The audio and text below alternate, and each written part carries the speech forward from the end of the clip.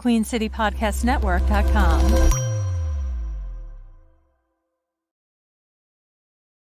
Yo, what's cracking, Panther Nation? What's good with y'all, man? The draft is over. We're here to talk about it. Dave, I know how your weekend was because we spent 30-some hours streaming together. So I already know your weekend was great. Weekend was good, man. It was good. You know, man, today it's such a fascinating Tuesday. It is. You know, Tuesdays, there was a time where, albums came out on Tuesdays. And now we get diss tracks on Tuesdays. Diss tracks on Tuesdays. Now, I'm going to go ahead and say this because I know some of y'all going to be mad, but we got to talk about it. We got to be consistent. We are. I'm sorry, guys. We are. So we're going to talk about it. Let's try, because we started late, Dave. So let's try to keep it, within the next 10 to 15 minutes. That's fine. So get through the rest of the show. Let's try to keep it, keep it as brief as we can, and then we can circle back at the end of the show to extend the conversation if necessary. How that sound? That's a deal. But, right. Magnum Co., shout out to Magnum Co., man, because you don't know nothing about that. Yeah, man. Hey, listen, bro. Listen. That's why we had to start late, because we had daddy duties. We had daddy duties because we ain't Drake. Apparently Drake, he ain't on his daddy duties like that, and we not Drake, so we had to take care of our daddy business. I mean, so Dave, talk about it. We've been talking about the long-awaited diss track, Kendrick Lamar. We knew something was coming. We just didn't know when. Pause. Dave, what you think? I thought it was good. I thought Kendrick attacked it the only way he could, right? Because because it is no point of talking about fame, because you're talking about fame to another person that's famous is kind of right? But if you talk about things that that's going to make them feel away, and I think folks expect like a party song, a club track, a club banger. No. This ain't for the fans. This is for Drake. This track was for Drake, and it was directly for Drake. And he showed, and supposedly there's a 19-minute version of the song, so he kind of cut it rather short to 6 minutes. Yeah, but the fatherhood thing, man, that kind of that one stunk a bit for me. Yeah, There was a lot of other stuff that was happening in the bars that you gotta listen to again to catch. Yeah, but he kind of went at him. It was a lot of body blows, jabs. Coming from a guy that I'm not really the biggest Kendrick fan, and even with this track, I cannot, and this is me. This is just me. I cannot stand his delivery, bro. The delivery for me, the voice is awful. I cannot. It's just a thing for me. I don't know what it is. I can't explain it. So I tried. I had to listen to it 7 times to really kind of get it. But no, great. I thought it was a great track. It was a solid, very solid diss track. Now, I don't think it was a complete knockout punch. I don't think it was expected to be. I don't think it was going to be. No. But I thought you was going to keep that same energy because you expected Cole to come out and knock out Kendrick. So I wanted to see Kendrick Cole. I did, because I felt like I give Cole more credit as an MC than I give Kendrick. Again, I give Drake. I don't think Cole has writers out there. I think he has a lot of integrity with the work that Cole does. So that's why I wanted to see Cole Kendrick. I wanted to see them two go at it. But we got Kendrick Drake. Drake kind of trolled him about taking so long. The fact that Drake tried to do a cease and desist on his on like that is interesting, if accurate. So I think that was fascinating. But I like the track. I thought it was good. I we'll see if Drake responds. We'll see if he responds. Oh, he gonna respond, bro. Drake. See, and this is where it's gonna get interesting because I thought it was a solid. Listen, y'all call him the boogeyman and all that. So my expectations was high. That was a very good diss track. But I thought Kendrick, you waited 10 years for this moment to line him up, and to me, it was a bit of a. I thought it was gonna be straight up haymaker, bro. And for me, it was interesting to see how Kendrick was gonna attack Drake. How were you gonna attack?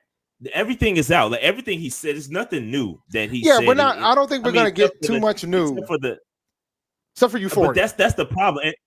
And that's the Euphoria thing was dope. I like how he did that. That was cool, but that wasn't really the track. Like that's cool, but I thought I give him credit for the daddy duties and all that. And I thought that was creative because we already knew like Pusha T already exposed the kid and all that. It's one thing exposing the fact that you have a child, and it's another thing when you say you got this kid, but you ain't really doing anything with this child.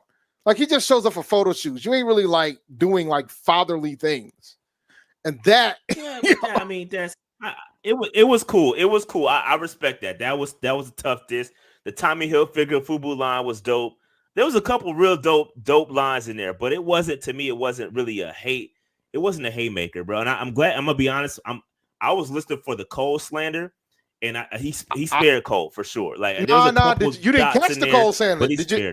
He when he said it with the 3 goats, and then he said the 3. It. That was light, bro. That's not a diss, bro. That's he spared Cole, bro. He spared him. That was the only thing I caught. Spared him, bro.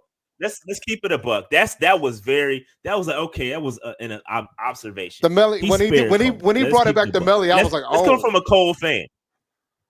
I mean, Cole knew he was gonna get one on the chin. He got one on the chin. Yeah, but that was light, bro. That was light. But and I did think that I felt like Kendrick is a little corny for saying that Drake ain't got no classics. Bro, that's don't do that. Now you looking like Cole. No, well. Now you don't do that. Don't do that. Don't do that. Don't do that. This is not Cole, bro. This is not Cole, bro. You sounding like Cole. No, Drake has classics, there are bro. Some folks. No, I don't think he has 2. Don't do that. I don't think he has 2. So I'll give him 1. Take care of classics, bro. Stop it. Which ones are classics? Which one's a classic? So far gone and take care of classics. No, but I don't. Far gone, take care of our classics. You're counting the mixtape? Don't do that. You counting the mixtape? So far gone and take care. I don't think Take Care is a classic. Stop it. I don't think Take Care is a classic. Bro. Stop it, bro. See what I'm saying? Nothing was the same as a classic. See what I'm saying? Nothing was the same as a classic. He got 3. And he got 3. Nah, I ain't got no. And I don't even. So Far Gone's EP, so I wasn't really counting it. But So Far Gone was dope. I ain't gonna front. So Far Gone was dope. Take Care is a classic, bro. Don't do that, bro.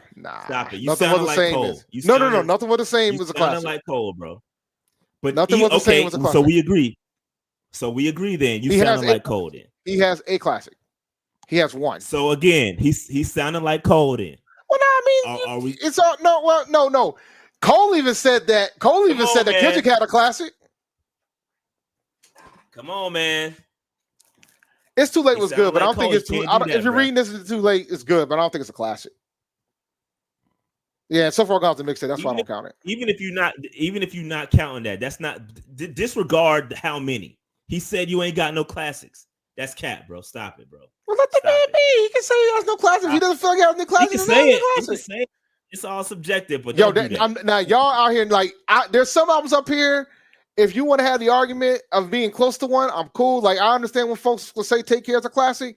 Y'all not gonna tell me that Views is a classic, ladies and gentlemen. I'm not gonna allow that. No way. No way. No how. Not allowing it. After, if you're reading this, his chances of making a classic album was over after that. We lost him after Views, guys. Once Views came out, it was over. It was over. Yeah. But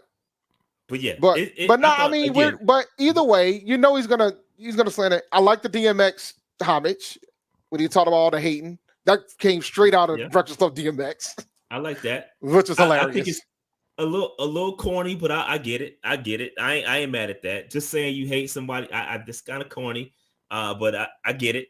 I respect it. I thought it was good. It was a good diss, man. It was he did what he was supposed to do. It was a friendly fire because he said it was. He said it in the track that it was friendly. I don't like that, bro. See, that's what I don't like. That's the part of it I don't like, bro. I like this Drake. I don't. But then another thing I thought was corny. This is what I thought was corny was when you talk about, I like this kind of Drake, but I don't like the tough talking Drake, bro. You was the one talking about. But bro, you was the one talking about jacking chains and burning tattoos, bro. You started the tough talk. But the point that he was trying to make is that He prefers melodic Drake. He doesn't prefer. I think I'm tough Drake. Okay, he could have said that, but then left out the part where you talk tough, bro. You the one that brought the tough talk in. You the one talking about snatching chains. He responded to you. You brought that energy and then followed it back up at the end with that kind of energy. Like, come on, you ain't like that either, Kendrick. Let's keep it a buck, bro. You not like that, bro. You just got number on the head calls like that. Look, no, I mean, look, man. The first album, his debut major label album was Good Kid, Mad City. Like he knows who he is. Let's keep it that way. And that's why I'm glad Cole backed out. That's why I'm glad Cole backed out, because you gotta have real beef. You gotta have real beef, bro. No, but it's clear that Kendrick hates that man. It's clear. Of course. Oh, Kendrick hates that man, bro. I agree. Let's keep it at that then. Let's keep the street crap out of it, bro. Both of y'all is not like that. Neither one of y'all is like that. It's all your goons around you that's doing that. Y'all not like that, so stop it, bro. Let's keep it bars. You know what I mean? It's enough to talk about. Somebody said Scorpion's a classic, which is hilarious. But anyway. Nah, it was a good. I enjoyed it. Any final thoughts? So I enjoyed it. How long Drake got, man?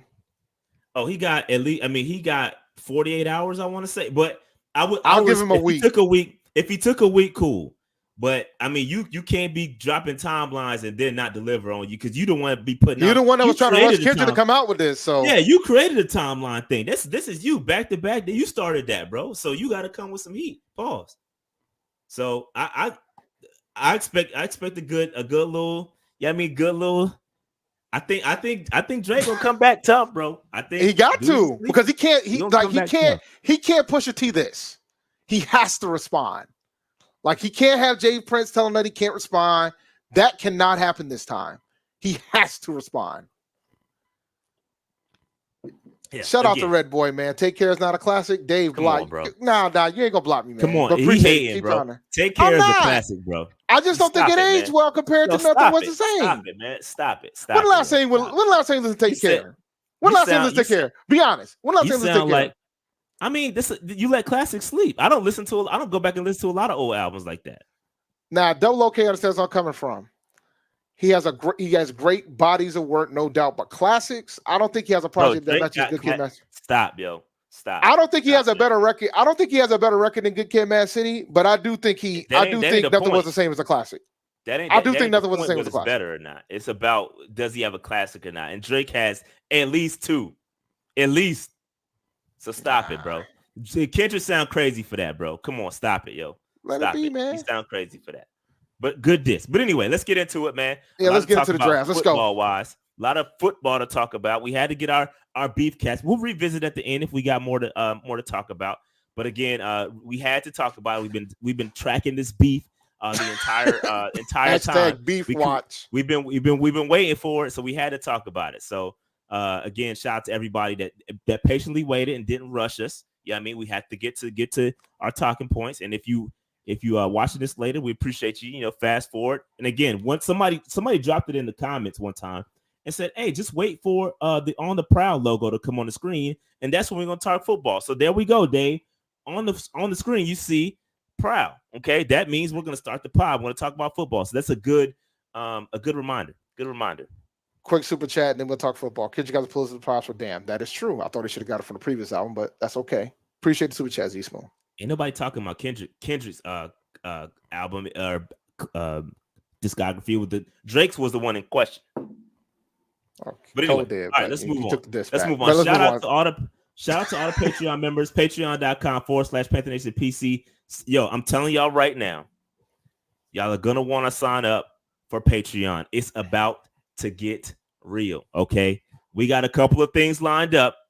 And shout out to all our Patreon members. They already know. If you are a Patreon member, please don't spoil nothing, okay? Let us reveal the things when it's time to be revealed. We have a Discord for our Patreon members, and we got some news that dropped in that thing. It's go time, bro. P&P, we about to start bringing some heat, all right? So please go ahead, sign up, patreon.com/PantherNationPC. We're gonna start doing some giveaways for our tickets. So stay tuned. Stay tuned. All right. Again, shout out to the MVPs. Again, Your stuff will be in the mail. Shout out to my man Mangum Cole Preston. I still got the items right here in front of me. Xavier Legette signed items. I will be putting them in the mail probably tomorrow. But I still got those items, and there's gonna be more where that came from, bro. I'm about to put in a bulk order for some jerseys to get signed for training camp. It is go time, ladies and gentlemen. So please sign up. Sign up. Patreon.com/PantherNationPC. You don't want to miss all the news. Okay. Shout out to the franchise folks and shout out to the free agents. We appreciate everyone's contribution to this channel. We greatly appreciate it. And again, thank you all so much. Okay. Underdog Fantasy Day. I'll be quick with this, man. Go to underdogfantasy.com. Use the promo code PNP. The draft just ended, so now you know where all these rookies are at. So now you can get your best ball draft popping off. So go to underdogfantasy.com and use the code PNP. When you do, they still do the $100 match. Underdogfantasy.com. Shout out to Underdog Fantasy, man. One time for Underdog Fantasy. Good people over there.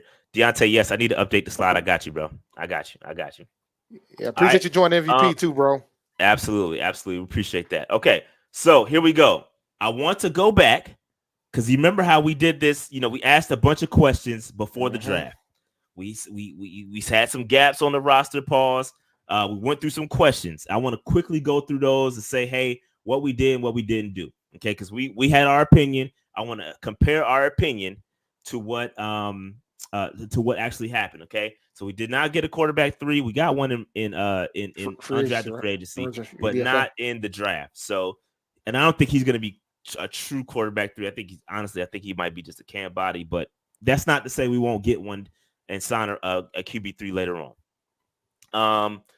We got we got a wide receiver 3, a third wide receiver. I won't call him wide receiver 3. I would say we have a third wide receiver. Xavier Legette was signed to play alongside Deontay Johnson and Adam Thielen. Yep. And now we have Xavier Legette. So I'm not calling him wide receiver 3. So relax. I'm just saying we have a third wide receiver. Okay, tight end number 3. We checked that box as well. Jatavion Sanders, drafted him, a good value pick there. We did not pick up a backup center. That was something that we kind of pseudo said, you know, hey, Brady Christensen is going to get some snaps at backup center if need be, but we did not pick up an additional player. Rotational defensive end, kind of, sort of. My man from Mississippi State, Crumley. He's more of an interior guy, but can play. He can play outside if he needs to. He can play. Yeah, either way, he can kind of shift on that 3-man front. So we'll check that box. Rotational edge, did not get a rotational edge rusher. We're kind of going with what we got. We did get a rotational linebacker in Trevon Wallace. Got 2. Yeah, 2 of them. Exactly, 2 of them. The only position we drafted 2 on. Great point. We got Trevon Wallace and Michael Barnett, both linebackers. We picked up 2 of them. This is the semi I told y'all, and I'm going to tell you why. I tried to explain to you guys that linebacker was a bigger need that folks weren't discussing, and we ended up drafting 2 of them. We ended up drafting 2 of them. Real quick, what video y'all talking about? Because a lot of people was tagging me on this or saying I was in a video. What video y'all talking about? You mean you was out there with Xavier? I know I was out there, but I don't know what video y'all are talking about. Somebody post the link. If you're in the Discord, post the link. I have no idea what y'all talking about. Shadow sometimes realizes stardom, man. So you sometimes you gotta post a link. I know I was out there. Obviously, I knew there was mad cameras and all that, but I didn't know. It dropped. The Panthers just dropped 3 hours ago. Okay. 3 hours. Where is it? Panthers.com. Where's the video? Has to be on the Twitter.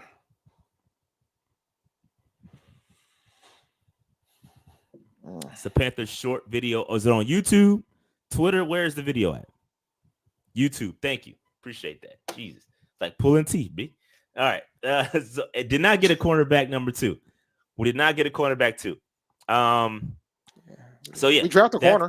We drafted the corner. Yeah, but he ain't Dave. I repeat, we did not get a cornerback number 2. I stand by that. So I'm intentional with that. I'm intentional. I know. I just want to do that. You know what I mean? I'm intentional about that. But it is what it is. Sorry. We're gonna go over the picks, but the crazier thing too is to consider that. Considering that we have an offensive minded head coach, we went 4-3 defense in the draft. 4 of the picks were defense, 3 of the picks were offense. We'll talk about that in just a second. Yeah. That was one of the questions that we discussed. So Dave, remember this question? Should the Panthers trade up? The vast majority said, nah, we shouldn't do that. But guess what the Panthers did, Dave? They traded up. We traded up in the first round, so that goes Only to show we one don't. spot though. Hey, like we did it though. It's a I'm just technicality. saying, man. Technicality. Yeah, it's a technicality. You know, just make sure they got Legette, Legette. That's it. Legette. Legette. Sorry, I'm gonna butcher his name for a while. Legette. So we did it to go at one spot, and I'm not mad at him for doing it. No, we're not mad at it at all. We're not mad at it at all. It was one spot, didn't cost us much, and then we ended up getting all the picks back anyway. So we were made whole. So it's no big deal. All right. Did you hear about that Rams trade we did to get our second round pick for next year back? No, well, talk to me.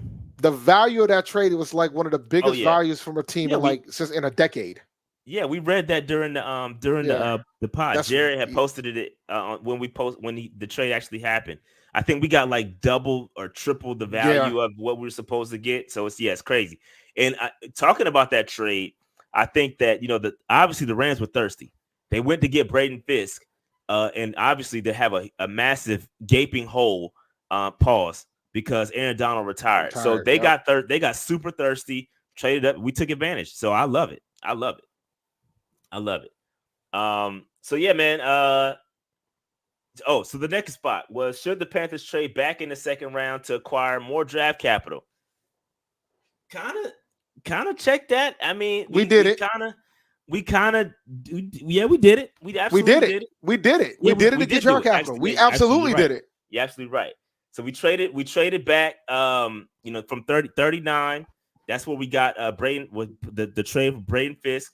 Picked up what do we get for that? We got the second round 2025 and then a couple other joints. I think we got a fifth or something like that. And with trading that joint, it was a bunch of trades that happened. Yeah, we did a lot of craziness. But the bottom line is we ended up with every pick, and we had one pick each round. And now we're gonna have our second round pick back for next year. So I'm not mad one bit. It'll be a late pick most likely. I expect the Rams to be good. They're terrible. Bonus. A-Cash says it's overdue, but y'all got a new MVP today. I'll give you a hint. It's me, man. A-Cash, I appreciate that. We appreciate you. Cody says, how do you get the Discord link? I'm afraid. So you have to link your Discord in Patreon.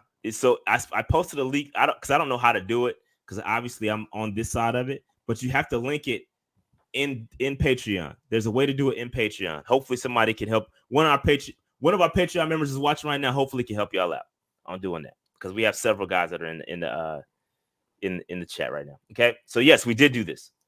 All right. And somebody said found it, Rashad. I'm assuming either the directions or the video, one or the other. I think it was the video. Shout out to Matter. I'm assuming that's how you say it. Lomax. Shout out to Lomax. Biggest need. We only really walked away with one of these, but interior offensive lineman, cornerback, edge, and wide receiver. We did get a cornerback, and we got a cornerback. Yes, we did. Let me stop disrespecting him like that. Quit doing that, man. Like we did get a cornerback. We did get a cornerback, and we addressed the wide receiver position as well. Like we already knew that was going to happen, but cornerback to me, as of right now, still is a big need, along with edge rusher. I think edge is still a big need. And we did not address that in the draft at all. Okay, keep it moving. So this is if we were going to take a third round receiver, obviously, my man Troy Franklin was still sitting there in the third, fourth, early beginning of the fourth. He was there, so we did not take a third round receiver. This was a hypothetical scenario if we didn't take one early, if we did not take one early. So that was just hypothetical. All right. This is interesting. Yeah. So should the Panthers spend draft capital on a tight end? I believe the answer was yes, and we did just that. Obviously, Jatavion Sanders. So yeah, that worked out. I thought that was the best value pick that we got was Jatavion Sanders, and we're gonna talk about that a little bit later. But yeah, so shout out to us spending draft capital on a tight end. Should the Panthers spend draft capital on a running back? Yeah, we did that too. We did that too. Yeah, folks were not happy initially with the second round, but I think I'm probably gonna end up liking that pick more than any other one. Yeah, I think that I think people are gonna start to warm up to it. But again, I'm still on the side of, hey, I don't like spending draft capital on a running back like that, especially the second round. But I mean, if he's the best one in the draft and he's special, bro, it might be worth it. It's better than taking somebody in the top 10. Yeah, but taking a running back and then taking one that's coming off of ACL injury. Well, we'll see. Average, every 3 years is the average. So we all said offensive. This was the question. Yeah, everybody said offensive. Now, will the Panthers draft more offensive players or defensive players? The vast majority said offense, and we ended up taking more defensive players. I think the offensive players that we did get, I think they were, we cashed in. I do like the ones that we got, so I like it a lot. You got a running back, a wide receiver, and a tight end. Pretty much got reps for Bryce. Skill positions, yep. So, yeah, but more defensive players ended up being selected in the draft. So that is the questions. Now let's get into these guys, man. Again, Dave, I don't want to deep dive into these prospects. I don't want to go into a big diatribe of them. I don't want to break them down because we got to do that later.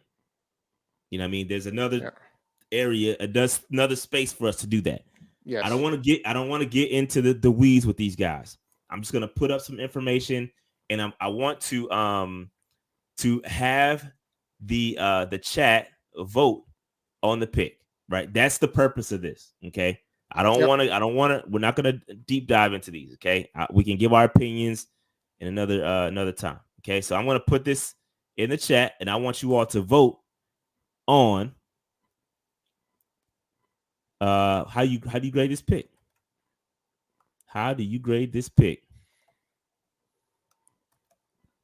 I'm going to put a poll up in the chat. Dave, we'll talk about the pick. How do you feel about the pick itself? I mean, how do you grade this pick right here? Xavier Legette taking wide receiver, pick number 31. 32. Oh, 32. Yeah. I graded an A, man. I mean, this is the guy they wanted. They pretty much got the guy they wanted, so I can't complain about them getting the guy that they wanted. I know folks are going to get into the intricacies of whether or not it was the right pick or not from the standpoint of ability, but ultimately, if the coaching staff says this is the top guy that they want, who am I to say it's not an A? Right? So it's an A for me. Yeah. So yeah. Yeah, again, I think solid pickup. Again, this draft was about getting Bryce weapons. Yep. And I think we accomplished that. And I think they got a guy that they wanted. And I'm hoping it was consensus in the room, because we heard Dan Morgan and Canellis talk about that. The consensus that everybody, if everybody, my bad, yeah, my bad.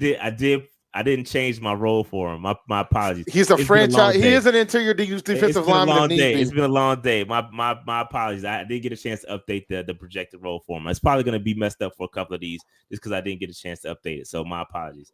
Let me go ahead and delete that so y'all don't kill me too bad. I'm gonna say wide receiver 2 technically. My bad, y'all. It's been a long day, so I ain't had time to update everything. Bro, you ain't gotta tell me. I'm gonna say him. I was wondering why y'all saying him and Derrick Brown. Same thing with him. Yeah, I know. You're like a time behind. It's all right, no worries. People know we're doing. We're live. It is what it is. Yeah, my bad. Anyway, yeah, he's obviously we know he's gonna be outside wide receiver. So that, and again, he's gonna move around. Yeah. That's what I like about him. But anyway, so let me see what the chat says about. Also, a big mad A's here. So 54% says A, 42% says B, and 1% says C. Okay. What do y'all think about this? For the B's, for the folks that said B. Yeah, I need to understand that. Why do y'all say that? I'm curious. Why do y'all say X-Man is funny? Why do y'all say he is a B? For those that said B, I'm gonna fix this real quick because y'all not about to kill me. Yeah, don't check. I'm about to fix them all real quick. Yeah, why do you guys say B? It's a preference thing for Chris Gill. I don't. One hit wonder is tough, man. Like sometimes some of the best wide receivers don't get that much production. I mean, Calvin Johnson numbers At Georgia Tech, I mean, he was in a triple option. But he ended up being one of the best wide receivers we ever seen. So I think he's gonna be an outside guy when it's all said and done, because it'll give them an opportunity to put Thielen in the slot, which would be deadly for Bryce. He's not polished. He's not gonna be polished. The route running isn't quite there, and I think one of the biggest concerns is, and again, I'm not trying to break all these dudes down. That's not the time for this, but I just want to kind of get y'all. I want to get the feeling of Panther Nation. Like, I want to know how y'all feel about it, about each of these prospects, because I have my personal feelings that I'll share at a later time. But I think, again, overall, I like the pick. I think it's a great pick. I just want to know how you all. He's 6'1". He is 6'1". He measured a 6'1" at the combine. That's what he is. So for those that wanted another wide receiver, I mean, Ladd was there. Who else was there? I mean, you had Ladd, AD. We weren't getting AD. I think that's established. I mean, Keon Coleman was there, yeah. Which, by the way, gonna like that kid, bro. Keon Coleman is hilarious, bro. Keon Coleman is hilarious, man. Where you get the code from? Where you think you got the code from? You ain't gonna know though. Nah, they had more stuff though. Did you see him go in the cold? I forgot, in that cold box thing, and he came out. He's like, this feel like I'm coming out like Undertaker. Like, the dude is funny. He's just a funny dude, bro. He's just a funny dude, man. He said, this smoke feel like I'm about to come out like Undertaker. He's like, turn off the lights. I'm coming out like, I feel like Undertaker coming out this thing. Yo, he's funny, yo. The cryo chamber. That's what it was. Cryo chamber. That's what it was. Yo, he's funny, bro. He's just a funny kid. Funny kid. But yeah, man, I get it for those that didn't want him. I'm a fan. For those that didn't want Legette, I get it. Or Legette, I get it. Tempering expectations to get to an A. It's a show me on the field. Respectfully, traumatized Panthers fan. I get that. 100%. Appreciate that super chat. 1,000% understand that. I completely get it. All right. Interesting stat. Consistently won downfield, posting an FBS leading 97.7 PFF receiving grade on 10 plus yard throws. So solid down the field, makes himself available, wins in contested catches. But again, we'll break that stuff down at a later time. All right, let's move on. Jonathon Brooks, Dave, how you feeling? RB2. Initially, I mean, most folks might say RB1, but he was the best. I think he's bro. I'm talking about project. I'm talking about in our offense. Oh, I think week 1 he won't be RB1, but by week 4 he will be. I'll go ahead and say that right now. You stamping that? Oh yeah. Oh, he'll be starting. He'll be starting midseason probably by week 4. Bro, here y'all go again, bro. Jesus, y'all killing me, bro.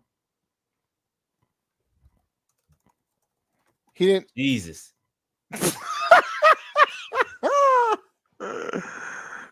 Look, man, you know how that goes, man. They catch the little things. They don't give credit for the correct things. That's how it works. Yo, look over it, man. Overlook it. You ain't got to point it out. Told y'all it's been a long day. But anyway, again, biggest concern for me is that he is returning from an ACL. Let me put this poll up real quick. Let's poll up real quick for y'all. Yeah, he's gonna be special. I think initially folks felt away because it was the second round pick, but the fact that they traded back to get him, the fact that they got the second round pick back from next year, that might give it, between those two things and end up getting the best running back in the draft, that's an A by itself, to be honest with you. I mean, yeah, if you especially if you add in the trade, I think that's what makes this more digestible for me. It makes it more digestible for me. Pause is because they traded back. They didn't take him at 39, right? Mm-hmm. But they probably would have been willing to if they didn't. Then we'll be having a different discussion. Which I would be pissed. I would have been pissed. So you trade back, you pick up the second round pick. Yeah, I mean, and then a little bit. I think they swapped picks as well. So the fact that you traded back, you still got your guy. I really like that. I like that a lot. You know what I mean? So It makes it a little bit more easier pill to swallow. And I get it. The Cowboys probably wanted him. I've heard that chatter. So you got to trade back up to make sure you land the guy you want. So I get it. I get it. And the only thing is so when you draft a guy like this, when you draft a running back high like this, you want to make sure you get the most value out of him in the 4 years, right? So even when you look at guys like Bijan Robinson and all those guys, you want to make sure you get the bang for your buck. You know what I mean? So you're gonna want to get him out on the field, but is he ready? Like people say he's gonna be ready, but we won't truly know until he's out there, right? People saying he's clear, blah blah blah blah blah. They're not gonna give him a full RB1 load. They're not gonna do that. You know what I mean? But then I will push back. I don't disagree with you, but then I will also push back and say Bijan Robinson arguably didn't get RB1 load, and he didn't. And the Falcons took him in the top 10. Exactly. And that's we why ain't take him in the top 10. That's why I'm so against it though. But again, and I also, and because you know me, Dave, I'm consistent. I'm a proponent of a mixed backfield. I'm a committee guy. So when I say I want a committee, that means I want multiple guys handling the football. Like I want to see the carry split, which means if I'm splitting carries, this guy's not going to get the opportunity to impact the game as much, which means he's on the field less, which means I'm not going to get my value pick. That's why I'm not going to get the value for the pick. That's a second round pick. That's why I had such a problem with it. You know what I mean? But I get it. You know what I mean? I completely understand. I completely get it. So it is what it is, man. Completely. I like it. Go ahead. Shout out to Brandon King for the super chat. My favorite pick of the draft. I ain't mad at that. And shout out to A-Cash for the super chat. Shad is definitely going to double check and triple check and ask Dave to proofread his slides next week. So I won't. I'll continue to mess up. Because the thing is, I'll give y'all a quick secret behind the scenes. It's been a long time I got to check the slides before he got them, because a lot of times he gets them done right. Then I just do them, bro. I knock it out, bro. I don't be like, and then I'm dyslexic. I got like dyslexia, so I just be going, bro. And it's been a busy day, so I haven't had a chance to really like. And it makes the show better that I don't know what the hell Rashad's going to drop here, because half the time I do not know what he's going to drop. I mean, I know what we're typically going to talk about because it's a no-brainer. Like this week, I know we're going to talk about the draft picks. Got it. Right. So, yeah. But sometimes some of the topics, it makes it more interesting, more spontaneous. It makes it show good. That is funny. Yo, a Judge Book says, dudes be saying it's a clean tear like they doctors. Yeah, I don't know what that is. Like, what does that mean? I guess it's better if it's fully torn than it's a clear torn than if it's like a partial torn. We don't know. Ain't nobody in here a surgeon, bro. The doctors know, obviously, because that's what that's what the GM said. That's what the players said. I mean, that's what they're told. I mean, now you're right. Random folks on Twitter saying I'm looking at you like you're crazy, but everybody thinks they're a doctor on Twitter. Everybody thinks they're a doctor on Twitter. Twitter is the land of information. Couple interesting stats here. One career fumble. I mean, he's got, like I think Noe just pointed out, he doesn't have many carries. He doesn't have many the wear on the tread on the tread on the tire. You know what I mean, it's still fresh. You know what I mean, so one career fumble, 0 drops in 2023. He forced 63 missed tackles. Another concern with him is he doesn't have the breakaway speed. He will get tracked down. We've seen it a couple of times. I've seen it, a couple clips floating around on YouTube or on the Twitters, on the Twix. So again, I like this pick, solid pick, but only time will tell. This is one of those picks where only time will tell. You know what I mean? So shout out to Mike Todd 8 for the super chat. Chuba just learned how to catch. Brooks is an A. How's that voting going? Yeah, I just closed it. So right now, Jonathon Brooks gets an A. 65% say A. 28% say B. 3% say C, and 1% says D. Man, those C's, I want to hear it. Those C's. Let me talk to. They didn't want a running back, so they probably didn't like to pick off that alone. But I think for me, I get it. Nah, but for me, it's like, yo, we were able to trade back, get our second round pick back, and then we end up getting the best running back in the draft. You can't be mad at that. Can't be mad at that. So they're giving him a C because of the ACL injury, the clean tear. Here you go, Dr. Rhodes. That's what they called it. I'm just quoting. Don't be doing this. Man, who's next? All right, next up we got Trevon Wallace. Trevon Wallace, man, linebacker, selected in the 3rd round. Again, I got him projected as a rotational interior linebacker and a special teams contributor. And God dog it, I didn't change the interesting stat. So I'm going to take that off before y'all flame me. I couldn't find an interesting stat with him. Yeah, we go. I couldn't find a really interesting stat for him. That's why there are none, and that's why I couldn't replace what I had. But one of my biggest concerns when you talk about Trevon Wallace is that he relies on his athleticism a lot. I feel like when you turn on the film, he tries to rely on his athleticism to make up for a play. Like he'll misread it initially, and then all right, I'm just gonna catch this dude. If he ever, bro, if he ever in the NFL, bro, but if he ever does, bro, if he ever connects the dots, and I think that's why they selected him in the 3rd round, because if he hangs out with Luke a little bit, and he's able to actually diagnose plays and actually can read and react and just kind of predict what's going to happen, bro, he's going to be a problem because he's super athletic. He's young. I think that's what they're banking on, bro. They're saying, all right, we're gonna put you with Luke, and we're gonna make it happen. You know what I mean? But the problem is that the way he plays, that works in college. It does not work in the NFL. It does, because they're quicker, faster, stronger than the league. That ain't going, like, he's going to, like, I love the praise that I saw of him, and I see the potential of what he could be, but it's going to be hard for him to get a starting role on a linebacker spot if he doesn't if the game doesn't slow down for him to make the proper decisions. Bro, if he ever gets that play diagnosis, bro, he's going to be a problem. Oh yeah, absolutely. It's going to take us some time to get there, and I think initially you're going to see him contribute on special teams. He's good and he's solid in coverage too, because he has that athleticism. So I think they're going to create packages for him to get out there on the field. If they're going to throw the ball, you could probably throw him in the zone. He can go chase a running back or a tight end. I'm not mad at that. That's what you put him in to be effective. But we're going to see, man. We're going to see. But off the rip, bro, this is, to me, and again, I think the Panthers see that same thing in him, right? They see the potential in him. If they can pair him with the right people, give him some guidance, I think they are going to. That's why they picked him as high as they did. Because again, if you look across consensus boards, this was a reach. This was one of the biggest reaches out there. You know what I mean? So, but I feel like they think they're going to get it done, and maybe Ichiro Evero has a plan for him. You know what I mean? Hopefully we can get it right. But from a team that just picked up DJ Johnson last year, there's a lot of PTSD there.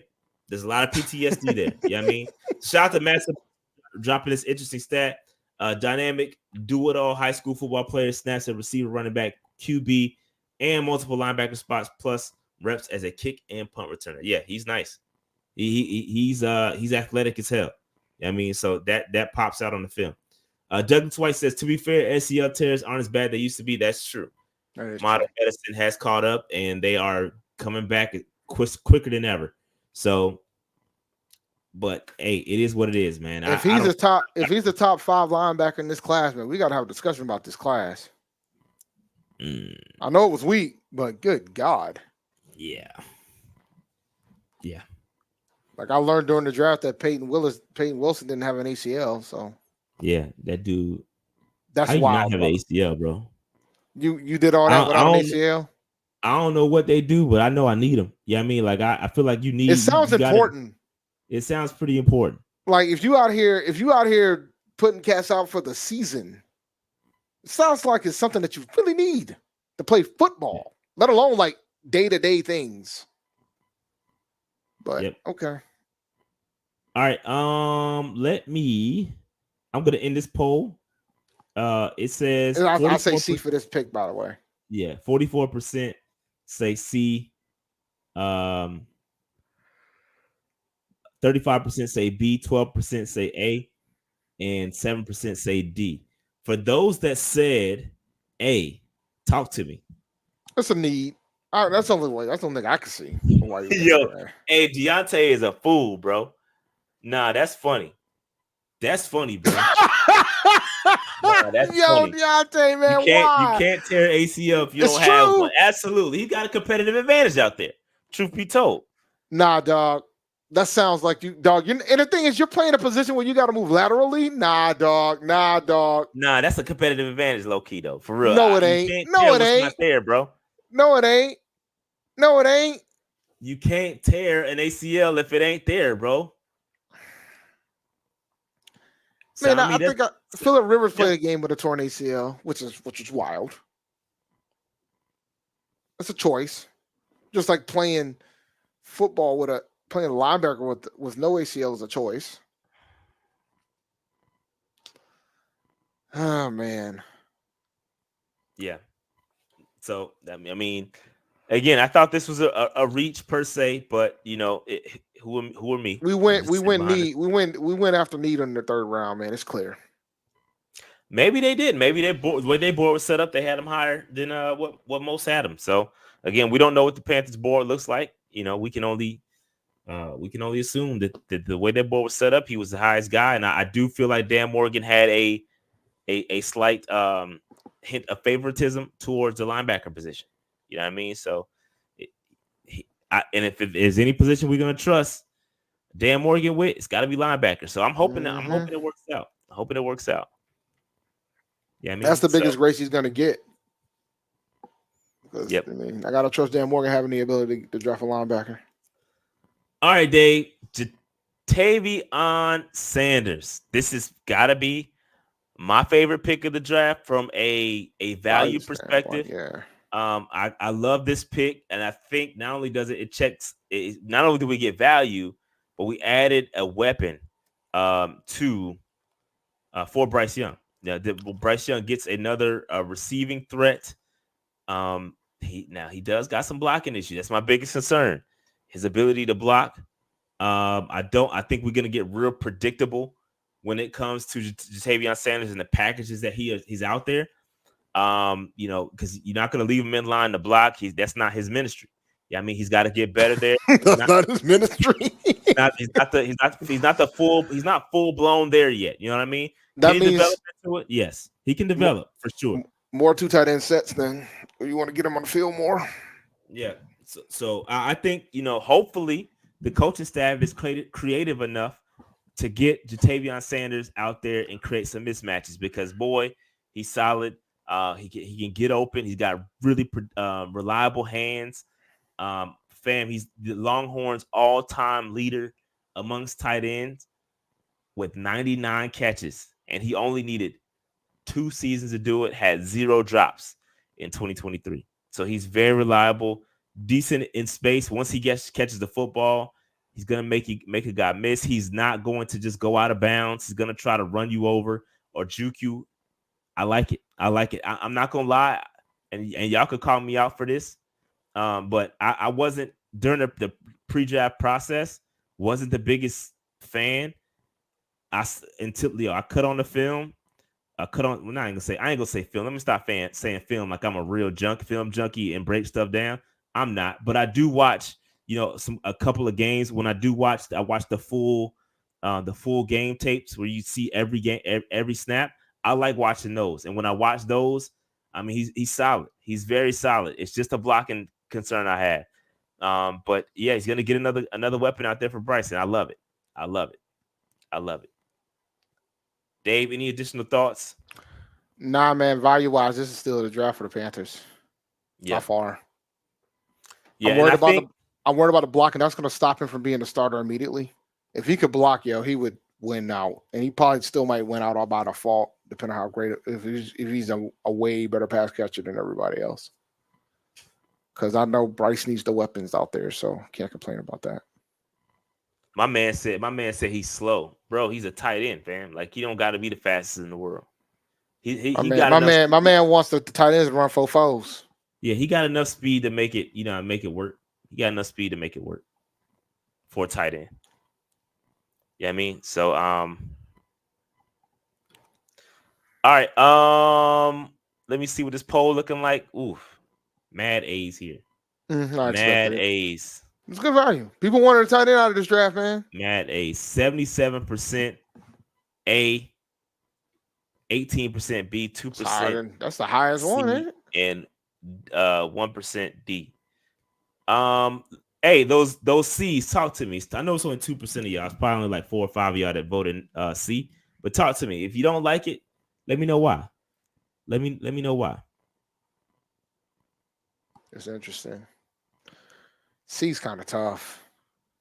2 people gave it a D too, which is kind of wild. Yeah, I think there's somebody's. I kind of ignore those, bro, because they ain't. It's like somebody voting D for every one of them. That's probably a Falcons fan. Man, they still mad they got Michael Penix at the beginning. That's funny. In the first round. And, the Falcons kind of did the wrong post. They didn't call him Michael Penix on the graphic. Yep. And they had to delete that joint quick. Yeah, Greg Olsen was slow, but somehow he found a way to get open when you need to be open. Now, that's true. Yeah, that's very true. Greg Olsen was not the fastest guy in the world. Olsen would be out here finding a way to get open, man. Yeah, now Olsen stayed open, bro. I don't know how. I don't know how he did it, but he stayed open. And again, that's just being smart, knowing where to sit in those zones. Olsen was it. He knew what to do, bro. So it's solid, bro. I like this pick a lot. And I'm hopeful that he gets on the field sooner rather than later, because I do think we need some help getting a receiving threat out there, especially in the red zone. But just that blocking, bro. We got to get him out there. We got to get that blocking up to par and see if he can get out there consistently. Because I think if he can get the blocking going, that makes Ian Thomas expendable, in my opinion. Yeah, I agree. All right. Let's keep it moving.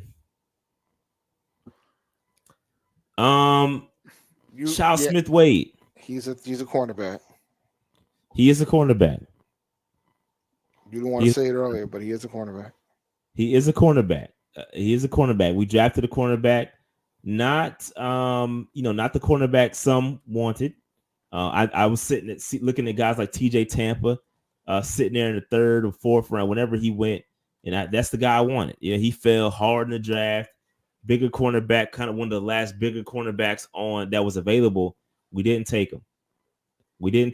And this kid here, to me, is giving Dante Jackson replacement. But to me, Dante Jackson, I never wanted to see Dante Jackson outside, right? I never wanted to see him play outside. And I don't think we're going to see this kid play outside. Like, I think he's a nickel. I think he's going to provide nickel depth. He's going to be a special teams guy. And the biggest concern is his size. Not the biggest guy in the world, 5'9", 184. That's about my size. That's about my size. Pause. Mm-hmm. I mean, he's about my size. Yeah, I mean, so I'm a little bit. I'm a little bit taller. So and he's not the fastest guy in the world too. You talking about, we got some burners in the NFC South. I mean, I just don't know, man. And I know about the Senior Bowl performances. I know about all that. And interesting stat is he allowed just 1 touchdown in coverage, and forced 9 incompletions last season in the Pac-12. I think he was like the 2nd highest rated cornerback in the Pac-12, according to Bro. One thing is clear about the Pac-12: they don't really play defenses. So for him to be able to be that impressive in the Pac-12 is actually pretty damn good.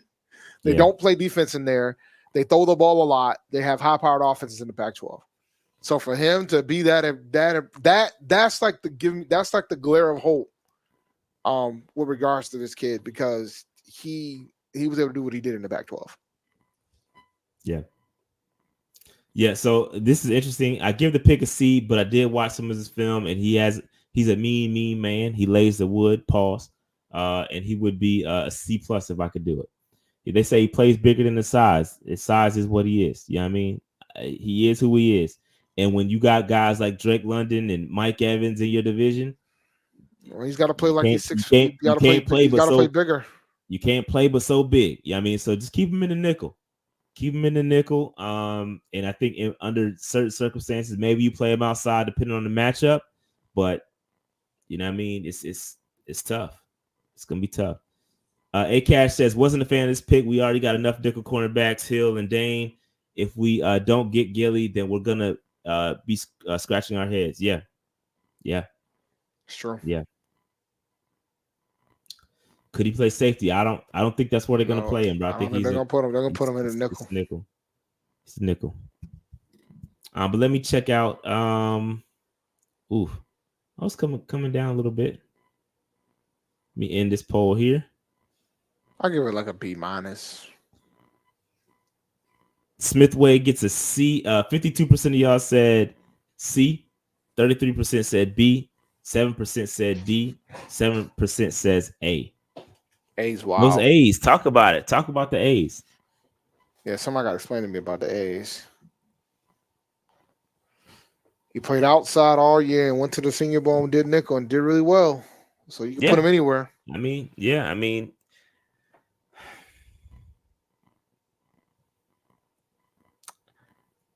I don't know, bro. I need to hear about these A's, man. I'm fascinated. We're gonna see. They're saying he's another Jamie Robinson. Does that mean Jamie Robinson's in trouble? I think anybody. I'll make a blanket statement because we're gonna go through the roster here, but I'll make a blanket statement and say anybody that wasn't drafted by Canellis and Dan Morgan is in trouble. Yeah, they have no loyalty to you, bro. So anybody that's not drafted by them, you got some. You're gonna have some explaining to do. You're gonna have to really man up come training camp. So, but yeah, so that's Smith-Wade. Let's talk about Jay and Crumedy.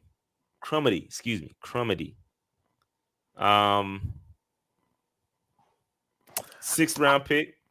I liked him. And this day I was like, And then I watched the highlights like, oh yeah, I want him. It works. It tracks. Just got to be patient, guys. Because he's more of a, they're probably going to put him they could put him in the inside, but he could also do some interior work. But folks got to be patient with him. I think I like this kid. I like this kid. Underrated pick. We're gonna be looking at this pick differently in about a year or two. Yeah, when you look at the construction of the roster, some of these contracts for the defensive ends and defensive tackles, like we needed to get a guy that's gonna be here a little bit more long term. And when you take a guy in a 6th round pick, and I have projected role as a rotational defensive end, you need guys that are gonna be around for a little bit longer and can develop. I know he's older, he's 24 years old, but I think that we need to start getting some guys that are gonna be around here for a little while. You get them on a cheap rookie contract and get them developed. And so I'm okay with taking that here. I'm okay with taking a project and see what we can get out of him. I mean, he's very he's experienced. I think he played 5 or 6 years in Mississippi State. So he's been around for a while. I think he's got the COVID year and all that stuff.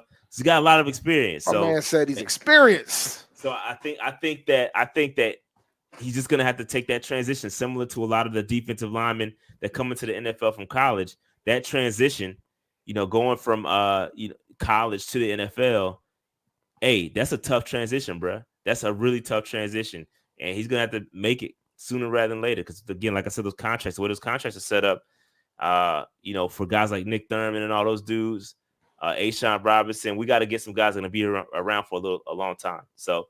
Interesting stat. He collected 35 tackles, 3.5 tackles for loss, 2.5 sacks last season. Also added 2.5 pass breakups. So he knows when to get his paws up and bat down those passes. That's a very good. I would say, it's very good to get, because again, a lot of the defensive tackles and defensive ends, they try to get to the pass, and then when they don't get there, you just see them kind of give up. Get them hands up, bro. Get them paws up. Try to knock the pass down. Get in those passing lanes and knock the paws down. So trait. That's what I was looking for. Dave, appreciate that. Very good trait. My bad. Appreciate you. But yeah, big concern. I didn't really have one. I don't really have a major concern. 6th round pick. I ain't really no concerns. I'm dishing out for 6th round picks like that. You know what I mean? So it's good stuff. Good stuff. All right. Anything else you want to add here, Dave? Let me see what the poll's looking like. Yeah, I'll get this one a B+. B. It's a B out there. B for the 6th round pick. Let's see. Almost I'll keep it at a B. 58% says B. 26% says C. 10% says A, and 4% for says C is D. too high, bro. 26% say C, bro. C is wild, bro. But yeah, man, no complaints here. I like the pick. I like this pick, for sure. Then we got the last pick. And then the last pick is Michael Barrett. Michael Barrett. So linebacker from Michigan. So the biggest concern with him, again, he's a bit undersized, 5'11", 233, limited athlete. So he doesn't have the athletic prowess, that you would expect like our other guy, right? He's not like a Trevon Wallace who has those athletic traits. Little less athletic. Interesting stat is that he does hold the title as the winningest player in Michigan football history. That's crazy when you think about it. He's what I call experienced too. Okay, Dave got a lot of experience. 61-14 from 2018 to 2023, and appeared in 53 wins himself. So he's played a lot of football. Was a captain on that team. Football. Yeah, was a captain. So again, I'm not gonna say he's a lock to make the roster. Again, 7th round pick. Those guys get cut all the time. But I do think there is a need to find those rotational linebackers. You got to get some depth. You got to get some special teams players. With his speed, I don't know that he's going to be. Not all guys have to be. Not a special teams player have to have elite speed, but it's good to have some speed. Well, I don't know. With the new rules, you kind of need some strong guys to kind of fight within that 10-yard gauntlet. So I don't know, bro. It's interesting to see how teams unless they're going to utilize speed, over strength to get to where you need to get. You just got to be a sure tackler. Don't mind the age. Now I gotta go change. Now I gotta go change the age. Here y'all go. Because he's like 23, 24, he's like right? 24, bro. He's like 24. I didn't change the age. Y'all will be all right. It's the last pick. This is the last one. Y'all be all right. It's the last one. I'm not changing. He's thinking 24. I want to say 24. Yep. All right. So anything else you want to add to Michael Barrett? No, I'm good on Mr. Barrett. I'm giving this pick a C. I'm being kind, saying C. Funny, I didn't like neither one of the linebacker picks from a great standpoint. Yeah, I'm gonna end that poll. It's 40% says C, 36% says B, 16% say A, and 6% says D. My man said he turns 25 in December. Yeah, so there you go. He's 25 by the end of the season, bro. He's old. That ain't old. I wish I was 25. He's old, bro. Well, 25. I had a kid by then. Nah, like 23. He's experienced, Dave. Experienced. Seasoned. Well seasoned. He's been soaking in the pot for a while, Dave. Yeah, he was. All right. So I want to bring up this is shout out to Grandizer for sending me this chart. This chart basically provides a GPA for all the teams in the NFL and their draft grades. Now, we are not the media darlings. A lot of pundits are not feeling our drafts. So as you can see, we on average we have the 30th ranked draft class. Okay. Now, a lot of that, I need to figure out how to word this. Because a lot of it has to do with value, right? A lot of it does. Yes. With the Trevon Wallace pick, a couple of the other picks, they're not even the Brooks pickup, not deemed as value picks, right? However, I want to push, and here's the actual graphic for the value, right? We didn't rank very well when it comes to value. Now, one of the criticisms with this is that it doesn't, it ranks every player as equal, right? And that's not necessarily the case, right? It's treating every pick as an equal.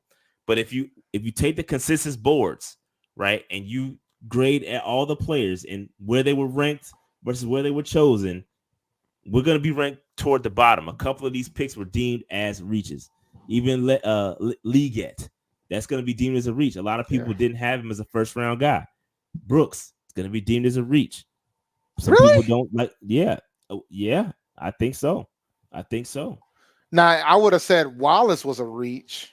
Wallace is definitely deemed as a reach. Yeah, I didn't think Brooks would be a reach. I don't think it's not egregious reach. I don't even think Legette is an egregious reach based on the. I think Legette and Brooks, I think based on the consensus boards, were about 10 picks off where they should have been. Really? Even and that's Brooks? not bad.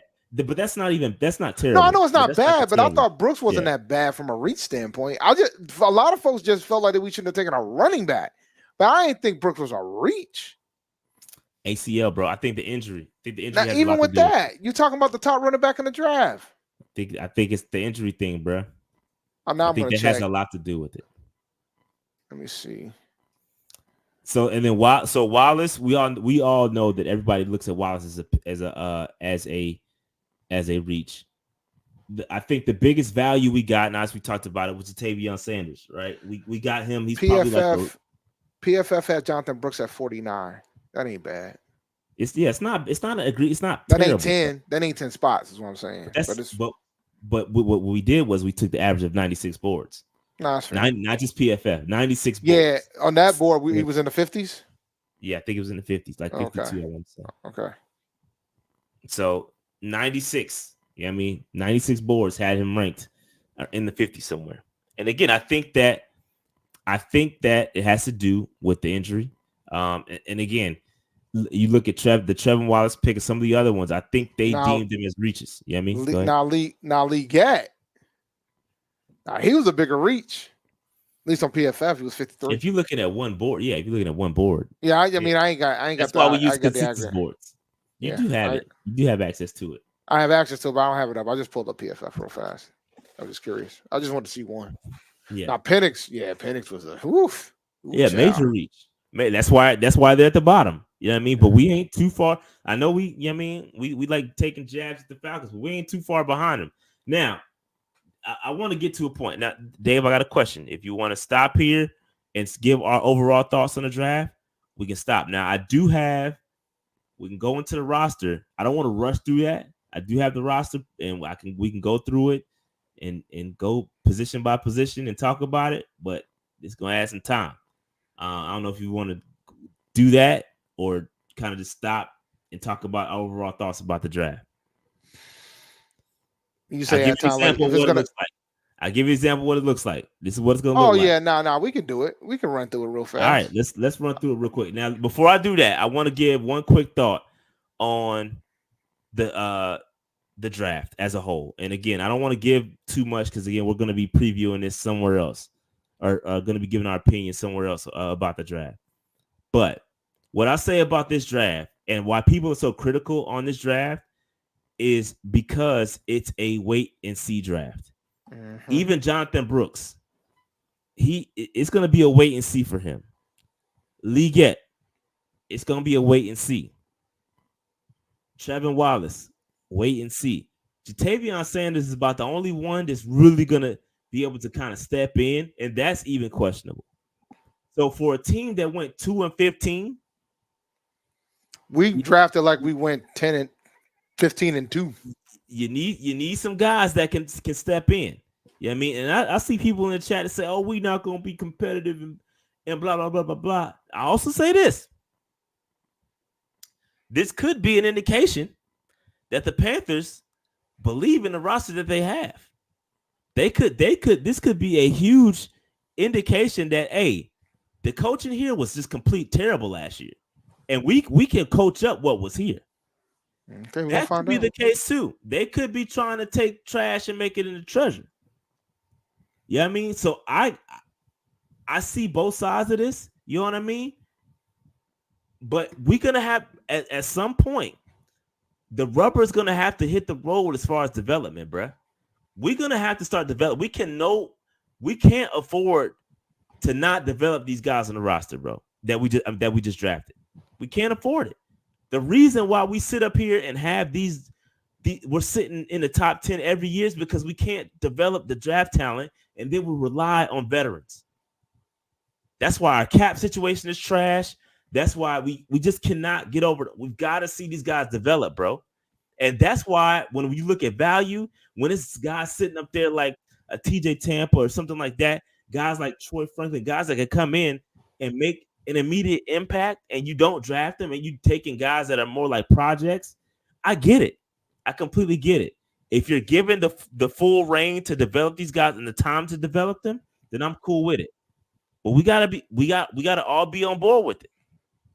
And that's all the fans too. You can't be crying and whining when we try to develop these guys. They're not touching the field like that. They're not touching grass. They trying to develop them. They're gonna take it easy with them. They're gonna take it slow.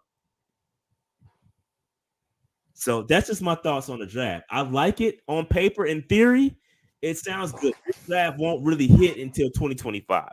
We won't see. We're not going to see a lot of instant impact, and that's why I was so critical of the draft when we were watching it. I want guys that are going to be able to jump in immediately. And when you see teams, let me go back real quick.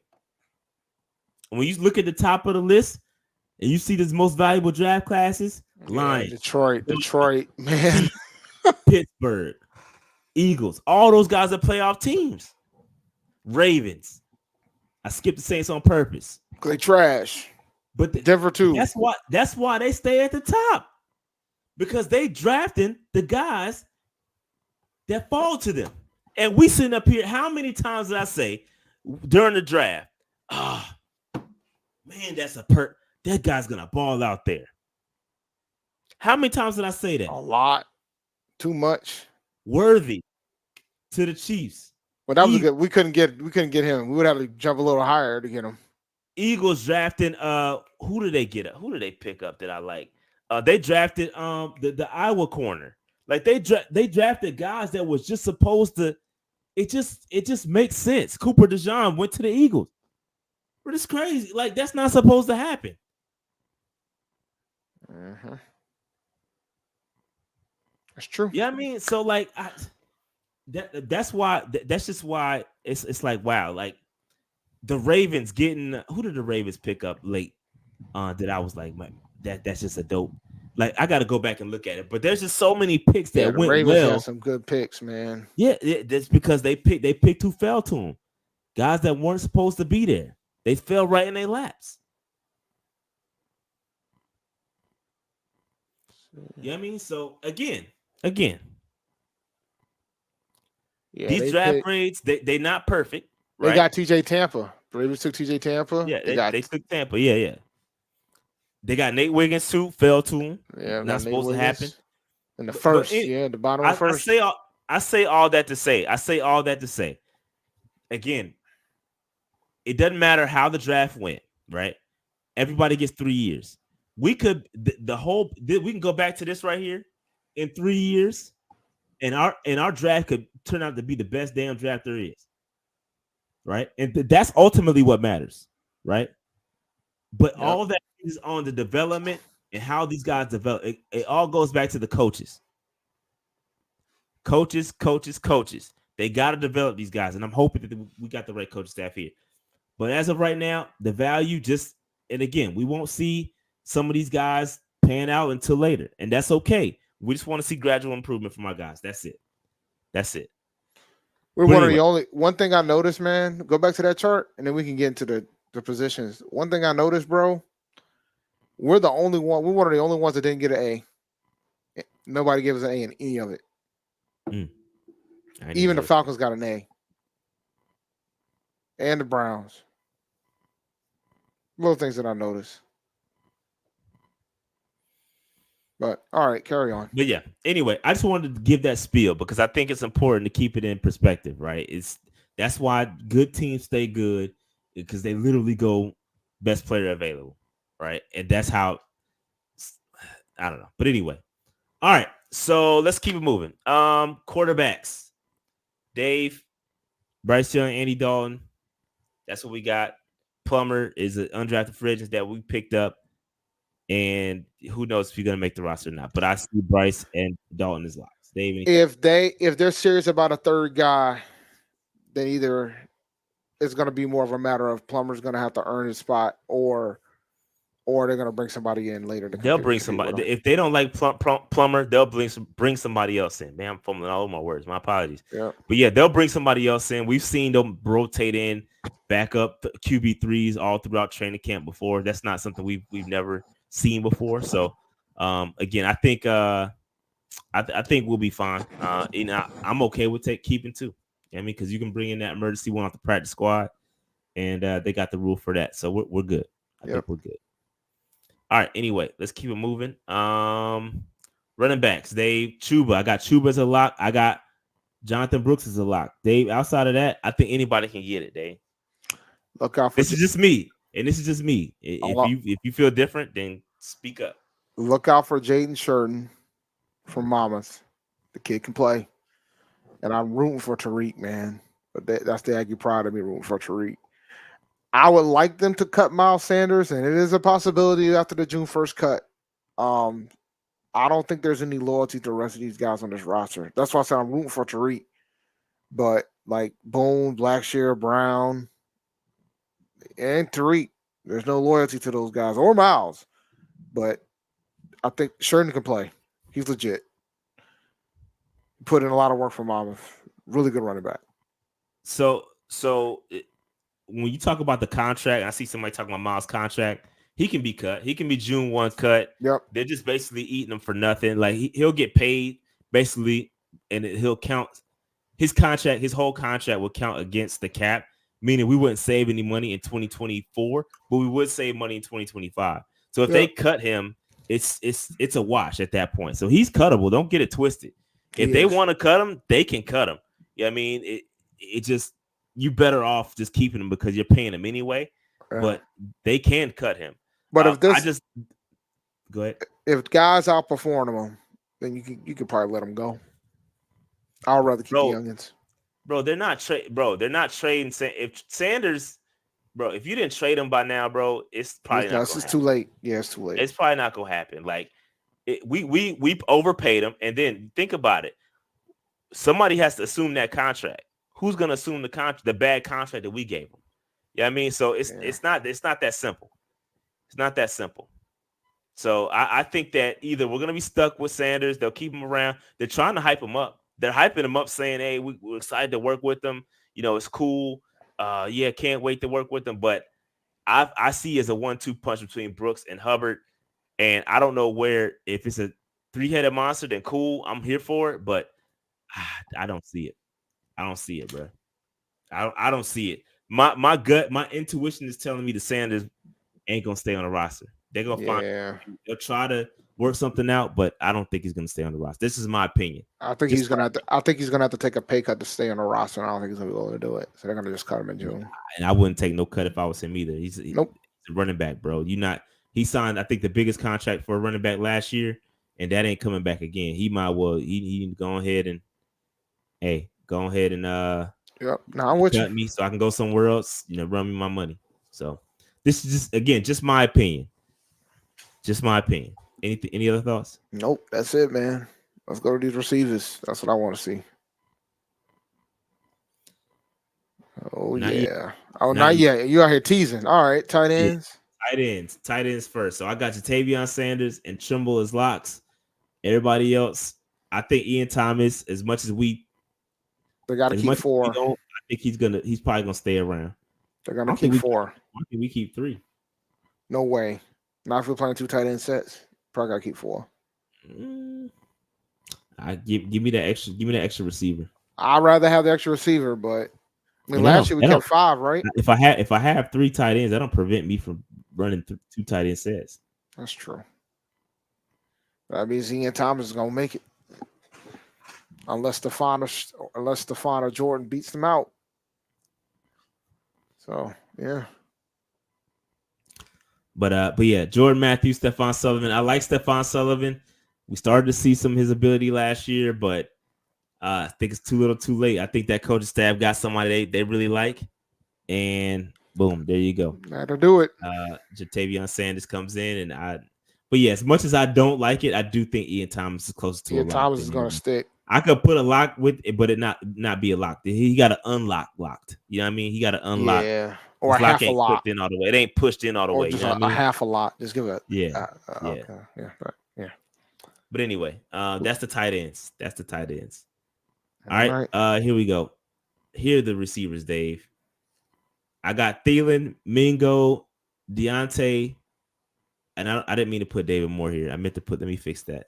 Yeah, please for the line. I was like, whoa, what I didn't the mean hell? to put more. I meant to put it under Legette.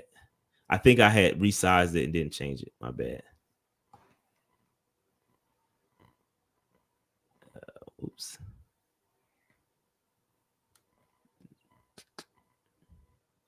My bad, y'all. That's all right. We're live, pal. So Mingo, Thielen, Deontay, and Legette. I got those as locks. Everybody else. They said, why does Mingo have a lock? Because he's in year 2 of his deal. I don't think he's going anywhere. Yeah, Coker's making the team. I stand by that. Yeah. Coker's making the team, bro. Big fan of Coker, man. It's gonna be tough, but he got an uphill battle, bro. He got an uphill battle. And you know who else had an uphill battle last year? Ricky Lee had an uphill battle last year. Ricky Lee had an uphill battle. Coker. Hey, so here's the interesting thing about Coker, right? And I did not get a chance to finish my full research on this, and I wish I did, because I wanted to come up here and talk about it. But interesting thing about Coker, and I think he has an outside shot. Like if you look at the roster, and I think we could keep 6 or 7. It's not out the realm of possibilities to keep 6 or 7 receivers, but I think we may end up keeping. I think if you look at Canellis and his history of the teams he's been with, it's typically 5. So, are you serious? Yeah. But again, it's different because he's a coach now.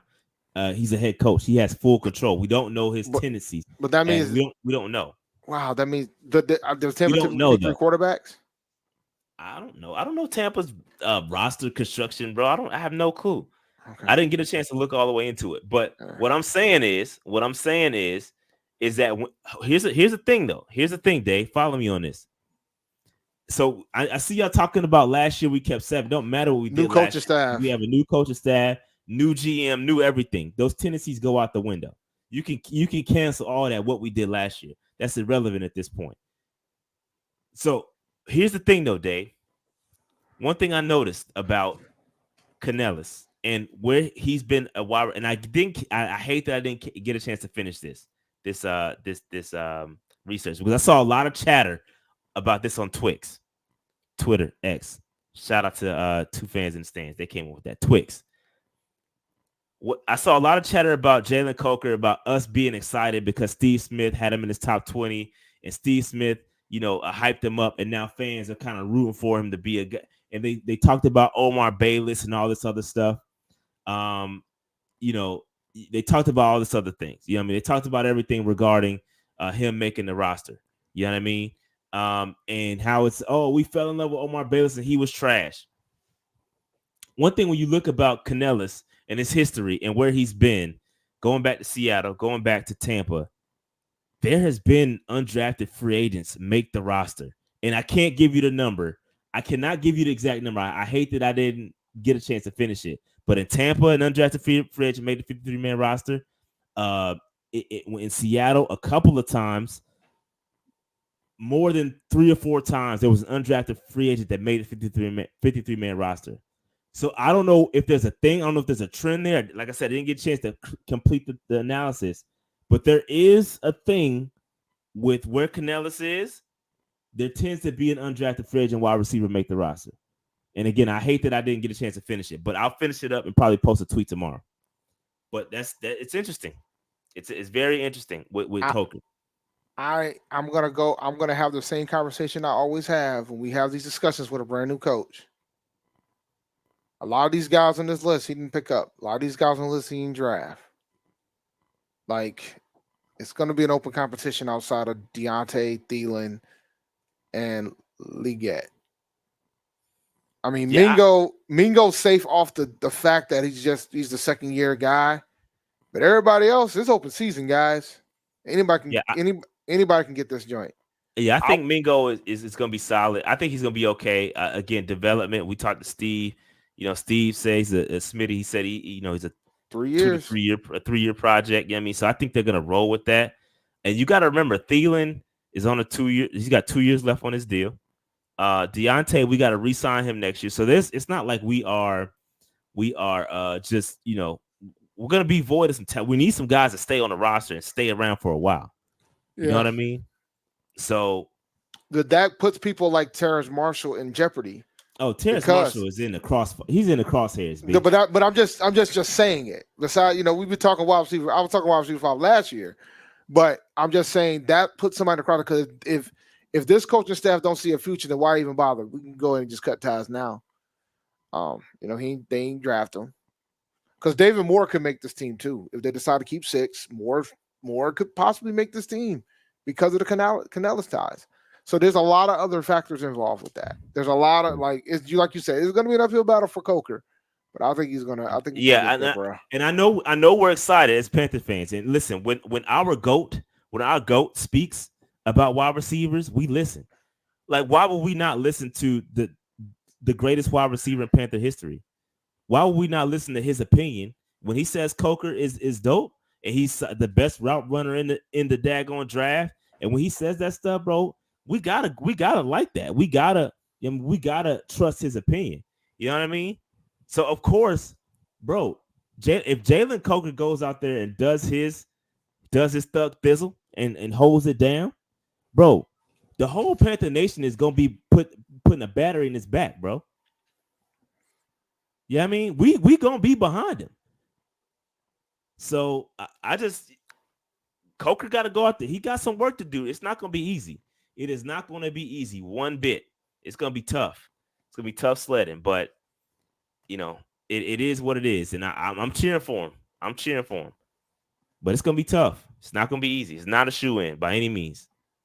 All right, Dave. Any thoughts? Any more thoughts? Nah, it's going to be. I'm looking forward to this battle, man. Yeah, it's going to be tough. That wide receiver battle going to be. I'm looking forward to this, man. Very interesting. All right, who's next?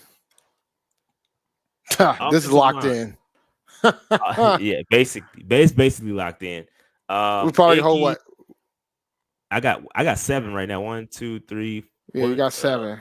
7. Yeah, I think you might add 1 more, maybe 2. I've seen us go as high as 10 before in the past, but I would 9 on the safe route, maybe 8. I think 8 at minimum, 9 on average. Yeah, so that means there's only 2 spots left. So 2 more spots left. It's gonna be tough, bro. Tough sledding. Ricky Lee gonna have to fight to keep his spot. Nash Jensen and K Mays, they're gonna have to fight, bro. I think when they signed Yash Nijman, I think that was tough for Ricky, bro, because he's a backup tackle. Yeah, you know what I mean. I think that was tough for Ricky when they signed him. Brady Christensen. But obviously, I think with him, he's the only backup center that we have. Basically, he's safe. He's been mentioned, but that's why I was on the fence. I was really on the fence, but when they named him as being the backup center, taking snaps, and he could be a swing guy because he's played basically all the way across the line. I think that pretty much got him locked in. I'm cheering for Nash. I'm cheering for Ricky, but they got uphill battles, bro. They got an uphill battle. Absolutely, they do. K Mays is interesting too, but I think he might be safe off the versatility of it all because he can play all 5 spots. My man, whether you think he plays at a high level is a whole different situation, but he can play all 5 spots. My man said no Throckmorton, bro. My man, I think he played for Tennessee now. Throckmorton. That's funny. That's funny. Oh, the good old days. The good old days. All right, let's go to the defensive side of football. Defensive line. Derrick Brown, Ashawn Robinson. I think Tuttle is I think he's borderline locked. He's I got the lock unlocked, bro. I don't know, bro. I don't know. And Cromity's a lock too. Oh yeah, he is a lock. Cromity's a lock. I don't know why I missed him, but I think he is a lock. I like Roquan Williams and Nick Thurman. I think we end up keeping 5 guys here, but so we got some wiggle room here, but it's gonna be tough. Another tough one. I like Pop too. I do like Pop. UDFA, I like him. But we don't have to see, bro. It's gonna be a tough battle. Tough battle. Y'all talking like Shy's terrible. Who, me? No, I'm looking at the chat. Oh, Shy. I thought you said Shy. Shy Tuttle. Not nah, you. He ain't terrible. I thought you said Shy. That's what I said. What I do? No. Yeah. How does the weakest group when you got the All Pro on the line? I ain't buying that, man. I ain't rolling. You got an All Pro on the line. We'll see. It's gonna be interesting. Very interesting. Very, very interesting. It is Popo. It is. There's another O on there. My bad. Popo. I was like, Pop. Who the hell is Pop? Yeah, it's Popo. My bad, No Popo. worries. Thank you, Carson. Typo again. Edge rushers. I probably can throw some more up here, but Jadeveon, Wanham, Locks. I think DJ Johnson is a lot because they drafted him last year. I think so. Upshaw. Keep an eye on the. We need some help here, bro. We need some help here, bro. Keep an eye on Upshaw. Keep an eye on Upshaw and McClendon. They're gonna surprise folks. But we do need help here, bad. We need some help, bro. Leota wasn't bad last year. He got a little bit of opportunity, so I ain't really mad at Leota, but we need some help, bro. This is rough. And Clavon, I do think Clavon is probably leaning towards a lock. We did just sign him, but he's too inconsistent. I don't know, bro. I don't know, bro. This is why we needed to draft the edge rusher, and I was surprised we didn't. Yeah, if there's one position I'm feeling away about not getting one, it would be this one. By far. DJ wasn't a late pick like that last year. DJ was picked up in the third, fourth round. Come on, he wasn't that late pick. Nah, this is an interesting mess. I have a feeling that we're not done trying to add to this though, but we'll see. I certainly hope not. I think we need to grab one more edge rusher from somewhere. But anyway, keep it moving. Linebackers. So this is interior linebackers. Shaq, Jewel, Trevin. Outside of that, man, even Barrett, who we just drafted, I think I can't put a lot. I think my brother from all Corn State is gonna make the team and take the 4th spot if we keep 4 of these guys. I don't know if Barrett's gonna make the team, bro. We're gonna be talking about how much of a pick that was a waste. Well, that was 7. It's a 7-round pick. So it is, but still, I ain't really tripping off of that. You could have went off. You could have gotten somebody else. You could have took an edge rusher, even though we don't know how you feel about edge, but could have got another guy. We had other places we could have went with that route instead of getting another special teamer. Yeah, so Cage Luke Mister, it's a great point here. He says, I watched a lot of Seahawks football living out here in Seattle. If Dave is like Pete, these guys are gonna have to compete every day all season. If you don't run through a brick wall, you got cut. I think he's definitely gonna be looking. That gives me Canellis vibes. I think he learned a lot from Pete Carroll, and we think he's gonna be piggybacking off of that and have that same mindset. I do think that for sure. For sure.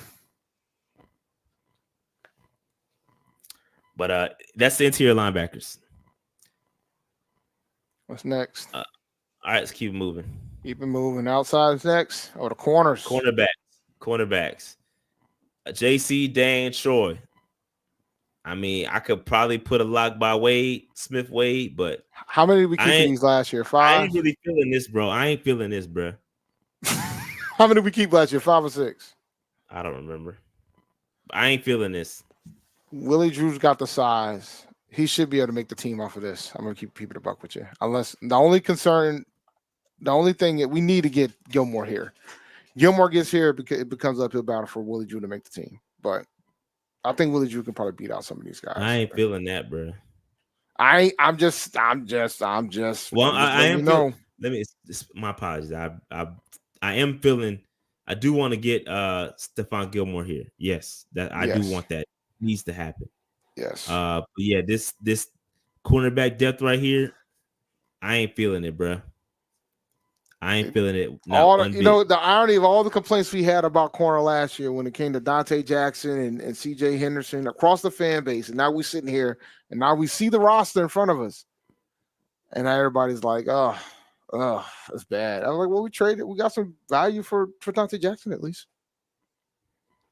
So, All right. this is So bad. it's not good. So just to answer your question, Dave, how many cornerbacks? We kept 5 cornerbacks last year. So 2 of these cornerbacks have to make the team. And if I had to guess, it'd probably be the 2 new additions. I'll keep it a buck with you. Yeah. I think it'll be the 2 new additions. The other 4 will be out the paint. Lamar Jackson made a appearance last year. But yeah, I'm with you. Yeah, I mean, now then again, I mean, remember, it's the same defensive coordinator, so these guys might have more of a fair shake. But if I had to guess, True. I think the 2 new additions will make the roster unless Gilmore shows up. Then it'll be Gilmore and probably the rookie, the drafted guy. Then it becomes hard because I think JC and Dane are definitely locks. Troy Hill should be a lock, but we've seen crazier things happen. And if that is the case, I think he's safe too. And if that's the case, and if they sign Gilmore, they only got 1 spot left. They'll probably give it to the draft pick, which would be Smith-Wade, and that'll be that. There's your 5.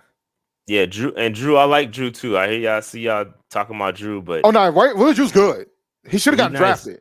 He nice, but it's gonna be tough, bro. It's gonna be tough. Yeah, he should have gotten drafted. So I think that's a good pickup, but it's just tough. If we keep 6, I think Drew's safe. But if we keep 5 and Gilmore shows up, it's gonna be hard. That means he would have to beat out Smith-Wade, which will be a whole different discussion if that happens. Because then we'll be questioning the pick. So, all right. Yes, this is an interesting question. What do we do if Horn doesn't stay healthy and Gilmore doesn't sign? Horn goes to IR, and then I'll do this. We're screwed. Y'all. Nah, don't do that. We're screwed. If Horn gets hurt, listen, this is more reasons why I didn't want the 5th year. Got to put him in this contract year to play. Because he can't. I need him to stay healthy, bro. He's got to have a healthy year. I need a 2022 year out of him, where he was here most of the season. Yep. But anyway, that's the cornerbacks. Here are the safeties. I got Xavier Woods, Jordan Fuller, Sam Franklin Jr. Outside of that, I don't have a lock by Jamie Robinson. I think he's. How many safeties did we keep last year? 4 or 3? 4. So 9 in the secondary. Sweet Jesus. Yeah. If they make the decision to do 3 safeties and 6 corners, I wouldn't be mad. Nah, that's not happening. I know it's not happening. They're probably gonna have to keep 4. I think Jamie Robinson is probably gonna stay around, but I think they're probably locked in. Nick Scott is interesting as well because I think he has some PT. I can't remember if he had a little bit of PT or not, or did we sign him? I think did we just sign Nick Scott? I think we just did.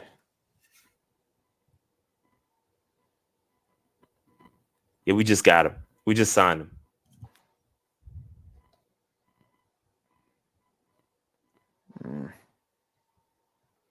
Yeah, we just signed him from the Bengals. So I don't know. I don't know, bro. I don't know. It's gonna be interesting to see, bro. I feel better about the safeties than I do the cornerbacks. Damn, that's wild, man. I guess that's fair. I would argue we gotta get Gilmore here, bro. Like Gilmore bust. But I would argue that the top of the corner queue is much higher than the top of the safety queue. Like I think JC Horn is the best secondary player we have. So, but I understand. But we definitely got to get Gilmore, bro. Yeah, for sure. I don't think it's not an option either. Like I think it is what it is. All right. Special teams. I got Heckert. I got Jansen. I got the kicker battle between Mevis Harrison and Eddie Pinheiro. Mevis gonna win that joint, bro. I think Pinheiro's got some questionable range, and I think it's gonna be a legit battle between those two. I think Pinheiro was he's up and down sometimes. I think he ended here last year on a solid note.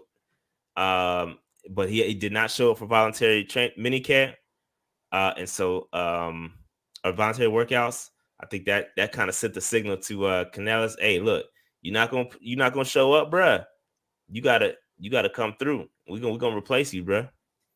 So I don't know, bruh. They said Joey Slye just got cut. That's probably for we dealt with that already. Look, man. After what I said about Joey Slye, I can't have him coming back here, bro. Sorry, cannot have. I think they're gonna continue to rotate till they find another kicker. I'm not saying it's gonna be Mevis, but I think they're gonna continue to bring in competition for Panero, bro. I don't think they really feel him the consistency with him. I wouldn't be mad if we brought in Justin Simmons though for safety. Nah, I think we not bringing in Simmons for safety. I think that would have happened already. No, I agree. I just said I wouldn't be mad at it. Yeah, but I don't think I think Gilmore is where they about to spend that money. That if we need it, they're gonna bring in Gilmore, and that's probably gonna be it. Mevis is a Sebastian Janikowski. He's the new Sebastian Janikowski, bro. Yes, what he is. Sebastian Janikowski, old school Raiders kicker back in the day. Big dude, pause. Yeah, I mean. So that is, I think that's all I had. Yep, that was the old one. Old slide. But yeah, Dave, that's all I had, bro. That's all I had. Man. We good to go. You want to talk about some stuff we got coming up? Hey, real quick. We're supposed to be doing a roundtable tomorrow, I believe. They're trying to get one done tomorrow. Oh, I thought we were gonna be on Two Fans for the Stand tomorrow. No, not tomorrow. No, my apologies. Thursday. I'll be flying Thursday. I'll be flying Thursday. Okay. I think they're trying to get one done Thursday. Well, yeah, I mean, yeah, I'll be flying Thursday. I gotta head down to Greensboro on Thursday. Well, I'm heading to Raleigh and I'm driving to Greensboro Friday morning for the luncheon. I may enter a tournament while I'm down there too. Might go to the track meet while I'm there. Then I gotta fly back Saturday. So yeah, my flight's late though. We do this every year. Is Willie better than Reg John? Bro, I don't know, bro. It's a great point because we do be hyping up these UDFAs though, and then they come out and disappoint. But it's all about the two that I rooted for last year, they both made the team. Just saying. I said Nash Jensen and Ricky Lee was gonna make the team. And I was called crazy then too. And then I saw Ricky Lee beat the crap out of DJ Johnson in drills. And I said, oh yeah, he definitely gonna make this team. He gonna get there. And he made the team. And then your boy, what's your boy Cam Irvin was out here forgetting how to play his position that he had for so long, and then they cut him. And that was that. Yeah, his nickname is the thicker kicker. Pause. Super pause. Oh my God. But yeah, man. I'm coming to the lunch. I'm going to be at the endowment luncheon on Friday. So, y'all so we got say hi. We got a lot of good stuff coming up. Stay tuned. Hit that notification bell. It's on and popping, bro. It's lit. It's lit. It's lit. Don't want to spill the beans, but we got some good stuff coming up. Not yet, but it's gonna be fun. That's it. Yes, Fuller was on the safety list with a lock. So with that said, real quick question, Rashada Dave, we got to get some interviews coming up with these draft picks. Yes. Stay tuned. Maybe. I don't know. We're gonna try. We trying. We'll leave it at that. But all right. On that note, make sure you like, subscribe to the channel. Hit that notification bell so you know when we get online. Patreon.com/Panther Nation PC is all I gotta say. PantherNation.com/Panther Nation PC. But we out, guys. We out of here. It's been real. We out of here. Peace.